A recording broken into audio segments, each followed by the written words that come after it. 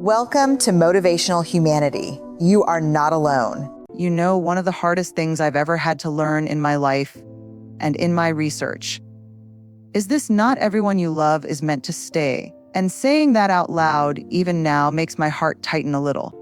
Because cutting someone off, a friend, a partner, sometimes even a family member, it doesn't just end the relationship. It often opens a floodgate of guilt. We start asking ourselves, am I a bad person? Did I overact? Should I have tried harder?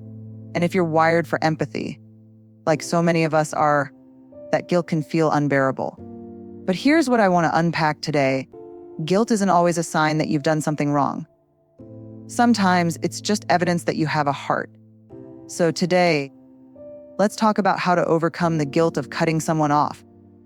Not from a place of anger, but from a place of courage. You know, one of the first things I had to learn when I started studying vulnerability and boundaries is that guilt and responsibility are not the same thing. But for so many of us, they feel the same.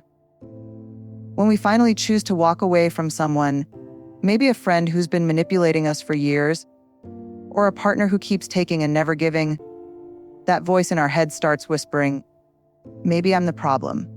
Maybe I'm being selfish. Maybe I should have stayed and fixed it. And I want you to hear me clearly. That voice, that's not guilt rooted in wrongdoing. That's guilt rooted in conditioning. Because so many of us, especially women, we're taught that love means sacrifice.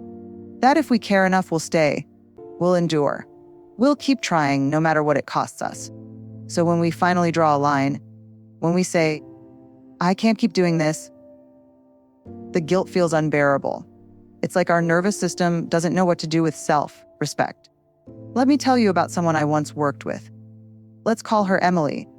Emily came to me and said, Brene, I blocked my dad's number last week, and I can't stop crying. When I asked her why, she said, because he's my dad, and good daughters don't do that. I looked at her and said, you're right, good daughters don't do that. But brave daughters do. There was a silence in the room. You could feel it, that mix of pain and relief that comes when truth lands in your chest. Because Emily wasn't trying to hurt her father. She was trying to heal herself. She wasn't punishing him. She was protecting the part of her that had been dismissed, disrespected, and wounded for years. And yet, she still felt guilty. Why?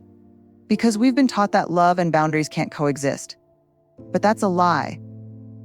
Boundaries are not walls to shut people out. They are the doors that teach people how to come in. When you walk away from someone who refuses to treat you with respect, you're not being cruel. You're being responsible. You're saying, I am responsible for how I allow myself to be treated. Guilt will tell you that you've done something bad, but responsibility will whisper, you've done something brave. And the real work, the wholehearted work, is to start trusting that whisper more than the noise. Because here's the truth, when you protect your peace, you're not betraying anyone. You're simply choosing to stop betraying yourself. And that choice, my friends, is the beginning of freedom. Here's the part that nobody really warns us about, even when you know deep down that cutting someone off was the right thing to do, it still hurts. And sometimes that hurt is heavier than we expect. You might feel a lump in your throat when you see a memory pop up on your phone. You might replay old conversations in your mind, wondering if there was a way to fix it, even though there wasn't. You might miss them so much it feels like your chest is breaking in two. And let me tell you something important, that's okay. That's not weakness, that's grief. Grief is the emotional echo of love that had nowhere to go. It's the sound of a heart learning that caring deeply doesn't always guarantee safety, respect, or reciprocity. Grief is proof that you allowed yourself to love fully, even if the other person couldn't meet you there. I remember working with a woman, let's call her Sarah. Sarah had spent years trying to fix her best friend, someone who continually betrayed her trust. One day, she made the hardest decision of her life. She told her friend she couldn't continue the friendship. The next few weeks were brutal for her. She cried over memories, over the laughter, the shared secrets, the moments she would never get back. And she came to me saying, Brene, I thought I'd feel relief. But instead, I feel like I've lost a part of myself. And I told her exactly what I tell all of us, that pain is grief, not guilt. You see, grief is the price of love. It's the tenderness we carry for relationships that no longer serve us, and it's the echo of what was meaningful in that connection. If you try to bypass it or tell yourself, I shouldn't feel this way, the grief doesn't disappear. It lingers, hiding behind guilt, shame, and self-doubt. It whispers, you were heartless, even when you were just brave. The most courageous people I know don't avoid grief. They sit with it. They allow themselves to cry over what they've lost, to feel the ache, and to honor the love that was there, without reopening the wound. Grieving is a sacred process. It's a way to honor the connection while also acknowledging that it no longer belongs in your life. And when you allow yourself to grieve fully, something miraculous happens. The guilt starts to lose its grip. The pain softens, and space opens for self-compassion and healing. Because here's the truth, letting go always hurts, but refusing to grieve keeps you chained to a past that no longer exists. And friends, the real freedom comes when you allow yourself to grieve, not as a punishment, but as a gift to yourself. A gift that says, I loved, I lost, I survived, and I am whole enough to carry both the love and the loss in my heart. So many of us have been raised to believe that being good means always being available, always forgiving, always understanding, always putting other people's needs above our own. We hear it early in life: good girls are kind. Good girls are selfless. Good girls don't say no. And that little voice gets wired into our nervous system. It tells us that love is conditional, that if we set a boundary, if we step away, if we protect ourselves, somehow we are failing at life. But here's what I want you to hear today. You can be kind and still say, this isn't working for me. You can be compassionate and still close a door. You can love someone and still walk away from them. I think about a woman I worked with, let's call her Maria. Maria was in a friendship that had become toxic over the years. She tried to talk, she tried to compromise, she tried to be good, but nothing changed. One day she made the decision to step back, and she told me, I feel like I'm betraying her. I feel like I'm a bad person. And I said to her, Maria, good people don't stay where they're being hurt. Brave people do. There was a long pause in the room as she let that sink in. Brave people don't always make the easy or comfortable choice. They make the choice that protects their integrity, their heart, their soul. Because here's the truth: boundaries are not walls meant to keep people out. They are gates. Gates that teach others how to enter your life with respect. Gates that show the world and yourself that your love is valuable and it is not unlimited. When we start rewriting the story of what it means to be good, we start to see that saying no, walking away, or closing a chapter doesn't make us cruel. It makes us conscious. It makes us intentional. It means we are living from a place of truth rather than obligation. I want you to imagine your heart as a garden. You have limited space, sunlight, and nutrients. You can't let invasive plants take over. You can't let toxic weeds choke the life out of the flowers you want to grow. Saying no to someone who repeatedly hurts you is not selfish. It's the ultimate act of self-respect. It's tending your garden with care. And I know it's hard because we've been told that goodness is measured by how much we endure for others. But what if we measured goodness by how well we love ourselves and others? What if courage, real courage, was about showing up fully, loving fully, and knowing when to step back so that love doesn't turn into resentment? When you start to rewrite the story, something shifts inside you. The guilt softens. The fear of judgment diminishes. You begin to understand that protecting your boundaries isn't a betrayal. It's a declaration. A declaration that says, I am worthy of love, respect, and peace. And that, my friends, is not just bravery.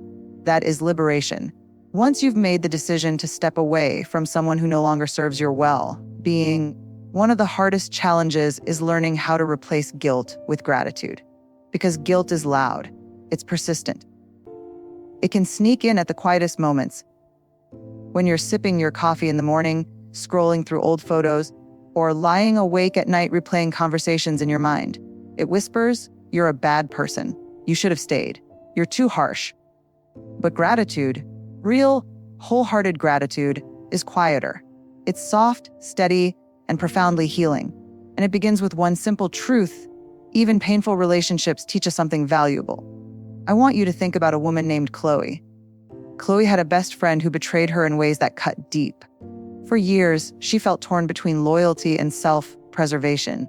One day, she made the courageous choice to step away, and she came to me with tears in her eyes saying, "I feel guilty, but I also feel like my life is finally mine again." And that's when I asked her a question that changed everything. "What did that friendship teach you?" She paused, she looked down, and then she said, "It taught me how strong I really am. It taught me how to recognize my own worth. And honestly, it taught me what real friendship should feel like." Do you hear that? She didn't deny the pain. She didn't erase the heartbreak. She honored it, and she also honored herself. Gratitude allows us to do that. It allows us to hold the lessons and the love from a relationship without reopening the wounds. It allows us to say, "I am thankful for what I learned, even if it hurt me. I am thankful for my courage to step away." Here's another way to think about it. Guilt keeps you looking backward. Gratitude keeps you looking forward. Guilt chains you to regret. Gratitude opens your heart to healing. When you cultivate gratitude after cutting someone off, you reclaim your story. You stop being a victim of circumstance and start being the hero of your own life. You can reflect on the relationship, honor the moments that mattered, and still move forward with grace and self-respect. And here's the paradox. The more you practice gratitude, the less guilt has a hold on you. It doesn't mean you forget. It doesn't mean you pretend nothing happened. It means you are strong enough to hold both the beauty and the pain, the love and the lessons in your heart at the same time. Because here's the truth. Every relationship teaches us something.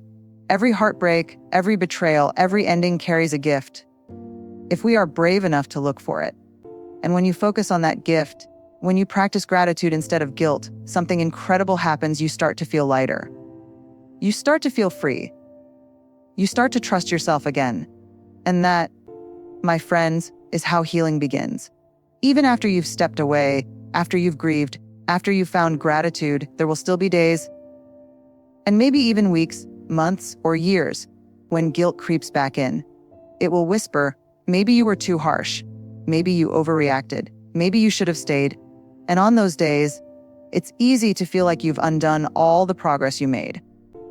But here's the truth: self-forgiveness is not a one-time event. It's not something you check off a list and move on. It's a daily practice. I remember a woman, let's call her Lisa, who had spent years trying to reconcile with a friend who was toxic for her. The day she finally said, "No more," she felt liberated for about a week. Then the guilt came back like a tidal wave, making her question everything. And I told her, "Lisa, self-forgiveness is a muscle. You've got to train it. You've got to remind yourself over and over again that you are allowed to protect your peace, that you are allowed to choose yourself, that you are allowed to love yourself enough to walk away."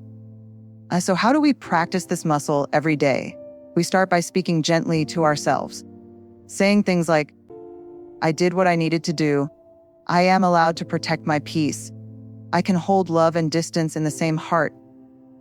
We remind ourselves that boundaries are not betrayals. They are declarations of self-worth. They are proof that we respect ourselves enough to refuse mistreatment. And we give ourselves permission to stumble, because we will. There will be moments when guilt feels stronger than courage. Moments when fear whispers that maybe we were wrong. That's human. That's real. That's part of the process. I want you to picture your heart as a delicate, yet resilient vessel. Every time you forgive yourself, you pour a little more healing into it. Every time you remind yourself that your choice was brave and necessary, you make space for more love, more peace, more freedom. And here's the beautiful thing about self-forgiveness: the more you practice it, the lighter life feels. You begin to trust your instincts again. You begin to recognize that love and boundaries are not mutually exclusive. You begin to see that walking away doesn't diminish your compassion, it honors it. And so, when guilt creeps back in, and you don't run from it, you meet it, you acknowledge it, and then you gently, firmly, lovingly say, "I forgive myself. I am enough. I chose peace. I chose me." Because that, my friends, is the most powerful, courageous act of all. to love yourself enough to forgive yourself again and again, and to keep walking forward with integrity, with heart, and with courage. Letting someone go doesn't make you cruel. It makes you conscious. It means you finally stopped begging for crumbs and started feeding your own soul. So if you're carrying guilt today, take a breath, place your hand on your heart, and whisper to yourself, I'm not the villain of this story. I'm the hero who finally said enough.